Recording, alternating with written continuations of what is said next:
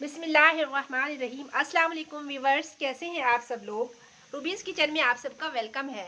आज मैं आपको बताऊंगी कि हम लोग मटर को ज़्यादा टाइम के लिए कैसे फ्रीज़ कर सकते हैं कि उनका कलर भी ख़राब ना हो और टेस्ट में भी कोई उनके फ़र्क ना पड़े, टेस्ट भी वैसा ही रहे। सबसे पहले हमने पानी को बॉईल करने के लिए रख दिया है और दूसरी तरफ हमारे पास हैं ये 1 केजी मटर। इनके हमने दाने निकाल लिए अच्छे से, तो हम उबलते हुए पानी में ये शामिल कर देंगे।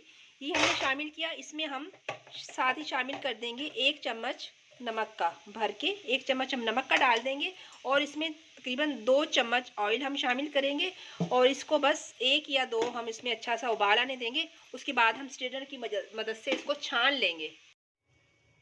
2 मिनट के बाद हम चूल्हा बंद कर देंगे और हम इसका पानी हमने निकालना है, तो हम किसी स्ट्रेनर की मदद से इनको हम छान लेंगे।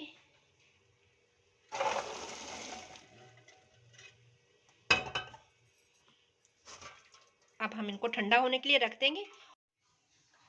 ये देखिए व्यूवर्स, हमारे मटर बिल्कुल ठंडे हो चुके हैं।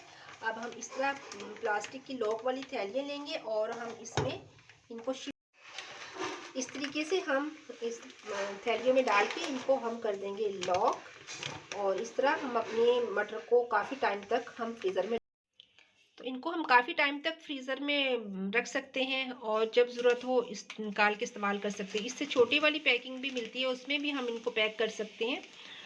तो कैसा लगा आपको मेरा मटरों को फ्रीज़ करने का तरीका। इसी के साथ मुझे दीजिए इजाज़त। अपना रखिएगा ढेर सारा ख्याल और दुआओं में रखिएगा याद। मेरे चैनल को लाइक, शेयर और सब्सक्राइब करना ना भूलिएगा। अल्लाह हाफिज़।